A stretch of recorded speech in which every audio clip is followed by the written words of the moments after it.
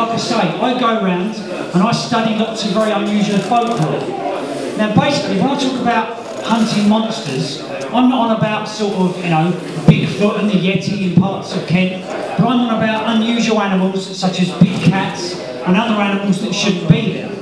But basically it all started for me, again, when I was around 9 years of age. Now my dad used to often take me out in his car of a night and he would often tell me ghost stories. Now most of my dad's stories were absolutely rubbish and used to completely bore me to death with these stories about headless soldiers and knights on phantom horses, and I just thought again these were great folkloric stories. But one evening around Halloween, my dad said to me, right, I've actually had enough of you taking the mickey out of my stories, and he took me to a place near Maidstone called Bluebell Hill.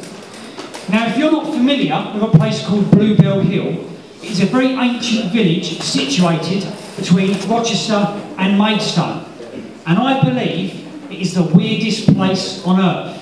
Not simply because I hang around there most nights of the week, but basically it's a very folkloric and historic place. Now what my dad actually did one night was he took me up there around Halloween, it was around midnight, and he pulled over into this very dark remote lay-by, and he turned all the lights out in the car, and then he proceeded to tell me the story of the phantom hitchhiker of Bluebell Hill. And this is what he told me. Now although we've got a sort of a half-decent summer's day outside, if you can please imagine that it's a very dark and stormy night. Because let's face it, all ghost stories are rubbish when they are told in the sunshine. Because let's face it, ghost stories are far better suited to creaky old buildings and dark and stormy skies. Now my dad told me that one night, it was a dark and stormy night, the rain was coming down hard on the cobbles of the street, there was lightning bolts piercing down from the pallid sky, and there was a thunder reverberating all around the zenith. And basically he told me, according to this story that he knew, that one dark and stormy night, he kept saying dark and stormy night, there was this guy travelling up Bluebell Hill. Now Bluebell Hill, this ancient village, is separated into two halves, the upper bell and the lower bell, and it is separated by a very busy dual carriageway. So there's this motorist, according to my dad, driving up Bluebell Hill in the thunder and rain, when suddenly he notices, standing by the side of the road, a young woman. Now this woman, according to my dad's story, was about 20 years of age, and she wore a whitish gown. And this guy thinks to himself, what on earth is this woman doing out at such a late hour, all on her own, in such a remote village? So, being a nice bloke that he is, he thinks to himself, right, I'll pull over and I'll offer this young lady a lift. So he pulls over by the side of the road, according to my dad, and he winds down the window and he says to her, would you like a lift? And according to my dad, she simply slinks into the back seat and she says to him, can you drop me somewhere within about 2 miles of Bluebell Hill? So this bloke thinks to himself, right, I'll drop this lady off. As he pulls away and drives up the road, he looks in his rear view mirror and this woman has completely vanished. Now according to the legend, they say that this lady often leaves behind a handbag, a purse, a cardigan, or in some cases, a wet patch. But this of course is to do with the rain. However, this guy thinks to himself, where on earth has this woman gone? So he visits the house where she wished to be dropped off, and it's gone midnight at this point, and he knocks on the door, and this elderly couple come to the door, and they say to this guy, what do you want at such a late hour? And he says, well, I picked up this girl on Bluebell Hill. She told me to drop her here, but she completely vanished. Now, of course, he expects this old couple to take the mickey out of him, but they turn around and say, oh yeah, that's our daughter. She died 20 years ago. Now, can you imagine me, 9 years of age, in the back of my dad's car, on Bluebell Hill, in the dark? I thought suddenly this spectral, phantasmal woman was suddenly going to creep into the back seat of the car. And Bluebell Hill used to absolutely terrify me. I remember going down there many a night with my dad in the car, and my mum would be in the passenger seat, and as soon as we came down Bluebell Hill, my mum would start pushing down all the buttons on the car, expecting this ghostly woman to suddenly appear beside her. Now, what I found very interesting about Bluebell Hill is that this ghost story, the Phantom Hitchhiker, has lasted for around 40 years. Now, I don't know what to believe regarding ghosts, but not everybody is mad, not everybody's drunk, not everybody's on drugs. Lots of people do have very unexplained sightings of what we call ghosts. But Bluebell Hill has always intrigued me. It's like a second home. And I wondered how this story, even though it was just a vague legend, how on earth could it last for some 40 years if it wasn't true? Now, the so-called Phantom Hitchhiker legend is quite popular all across the world.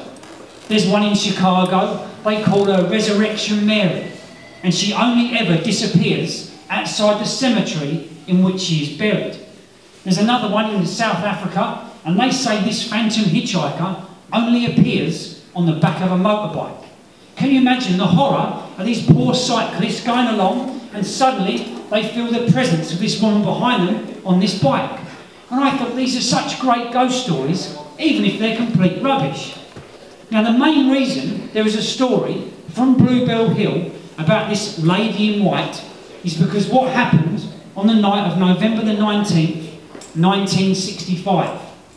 One night in the area of the Lower Bell pub, there was a fatal car accident. This involved two vehicles. There was two people in a Jaguar vehicle coming down the hill, and they collided with a car, a Cortina, with four young women in it. Three of the four women died. One of these was a bride-to-be. And as soon as there were sightings on this hill of this young girl during the late 60s, the newspapers, as they always do, they put two and two together and they came up with 150. And they decided that surely this figure in white on Bluebell Hill must surely be this ghost of the bride-to-be. Maybe, they said, she loiters on the hill waiting to get to the church on time. Some people believe that she is trying to get a lift simply back home. And I thought this story made sense, even though I had never seen this girl. But the most annoying thing for me was, despite researching this story for some 20 years, was the fact that I could not find anybody who'd ever picked this girl up on Bluebell Hill.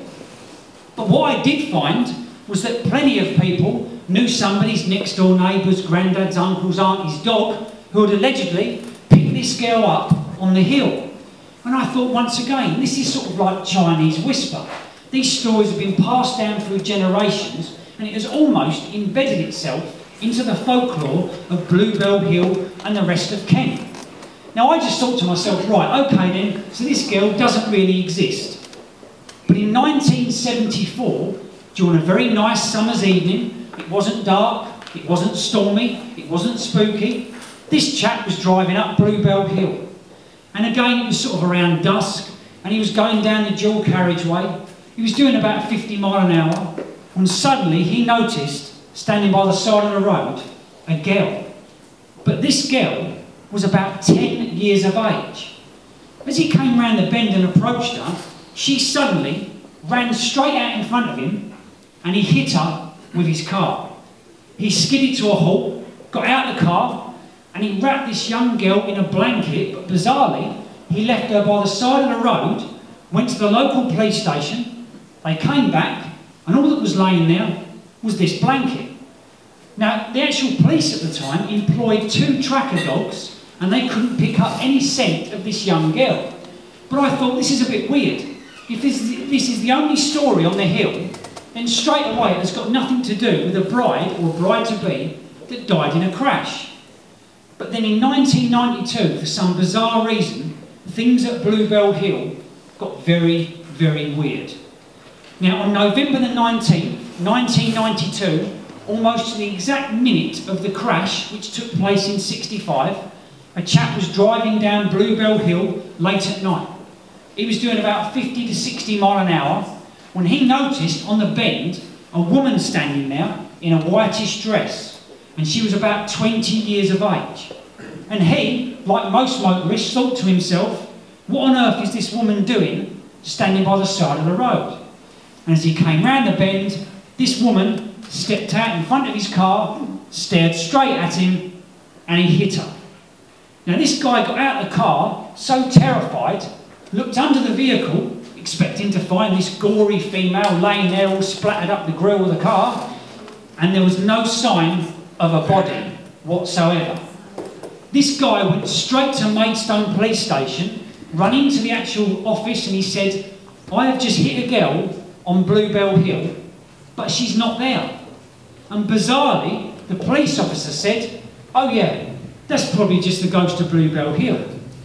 Now this poor bloke was like, hold on a minute, I've just hit a girl on Bluebell Hill. She's probably, you know, over in a tree somewhere where I hit her so hard, and you're telling me that she's a ghost. When the police came out, there was no sign of this body. Now bizarrely, the police had literally recorded 5 or 6 very similar encounters, but they always involved motorists hitting a girl, never picking her up. But then a week later, in the vicinity of the Upper Bell, where there was a little crematorium, a chap named Chris Dawkins was doing about 25 miles an hour through the village, and he was coming down near this phone box when suddenly this woman from the left-hand side ran out in front of his vehicle, and he too knocked her down. Now this poor guy was so terrified he refused to look under the car. He ran to the phone box, he rang up his dad, and he said, Dad, I've just hit a girl at Bluebell Hill, she's under the car, please come and have a look. His dad arrived about 10 minutes later, and there was no body under this car. Now I've spoken to these 2 witnesses, and both of them remain absolutely convinced that they hit a girl that completely vanished. Bizarrely, the first guy that actually knocked the girl down said the worst thing was, the few weeks after he'd knocked this girl down, every night he fell to sleep, all he could see was that woman's big brown eyes staring straight at him. And the other guy actually had a week off work and said to the guys at work, I can't come in, I feel ill. When he eventually told them what happened, of course, they all took the mickey out of him. But the interesting thing was, when I looked into the folklore of Bluebell Hill, I thought, right, okay, maybe there was a girl on the hill that tends to run out in front of vehicles. But I believe I have finally found out, after 20 years, who this girl is. We have to go back to 1934 for a very bizarre case, and it involved a guy one night travelling up Bluebell Hill on his motorbike, and he had a sidecar on his bike. And as he was coming up the Lower Bell Hill, he noticed, standing by the side of the road, a young woman, about 20, in a whitish dress and a small whitish bonnet. So he decided, because it was quite late, that he would give this young girl a lift. And he said to her, where would you like me to drop you off? And she said, Church Street at Borough, which is a neighbouring village. And he thought to himself, bloody hell, I've just been from Borough, so he had to turn all the way around and drive all the way back down to Borough. But when he got in the vicinity of Church Street, she completely vanished. This is the only case on record of a girl being picked up on the hill and completely vanishing, but it took place 30 years before the car crash. Now, if we go back to the August of 1916, if you can try and picture Bluebell Hill back then was quite wooded, as most of the lanes around rural Kent would be, and there was this young girl called Emily. Now, Emily was 20 years of age, and she worked down in Rochester as a servant girl. And she used to live in Bluebell Hill at a place that is no longer there, called Providence Row. And one Sunday, she decided that she would go and visit her mother for a few days. But she never turned up. She was found 3 weeks later, her body was dumped, badly decomposed, in the woods of what is